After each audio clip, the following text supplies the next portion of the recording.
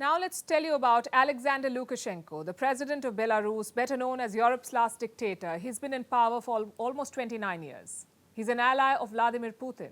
Of late, he's been in the news. Why? Because he's been missing from the public eye. There's a health scare. Opposition parties in Belarus are on alert. They're readying for his fall. Russia, too, has expressed concern. But today, there was a plot twist. Lukashenko made a public appearance. The Belarusian media released a video of him at a military command base. He appeared a little weak, though. His hand looked like it was wrapped in a bandage, but the 68-year-old seems to be alive.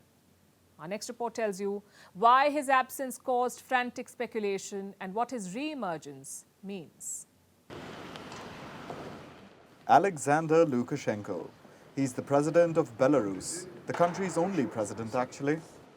He captured the presidency during its first ever election in 1994. This was after the USSR broke up and Belarus became an independent nation. So Lukashenko has been president for almost 29 years.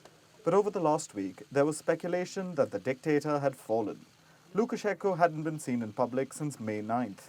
That was during the Victory Day celebrations in Belarus and Russia. It's to celebrate the victory of Soviet forces against Nazi Germany.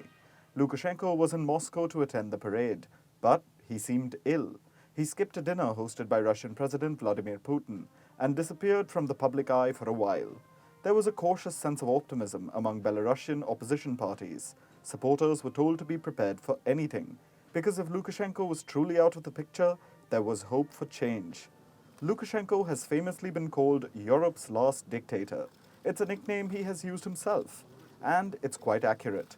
He's done everything you'd expect from a dictator: abolished presidential term limits, allegedly rigged elections, threatened and jailed political opponents, even reportedly made some of them disappear.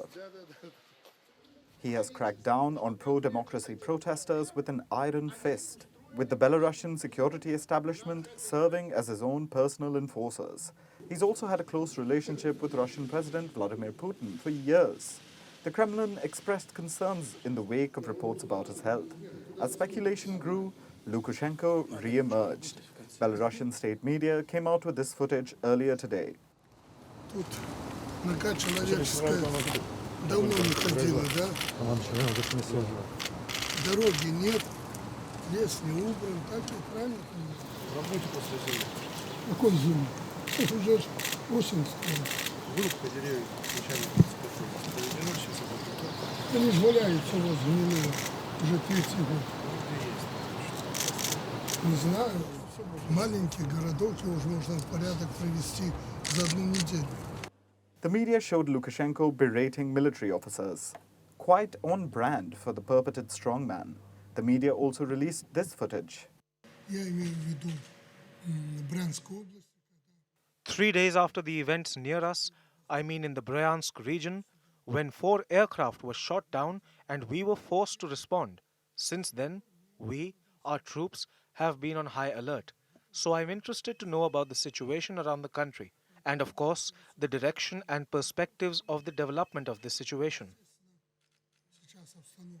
That statement could serve to prove that the video is recent, because he's talking about an incident in Russia from a few days ago, when 4 Russian aircraft were shot down, most likely by Ukrainian forces. This happened on Saturday, so the opposition can't claim that Lukashenko's video is old. They can't say it's some old message that has been released to mislead the public. His re-emergence is a setback to them. Their plans of political change will have to wait. Russia, on the other hand, will be pleased.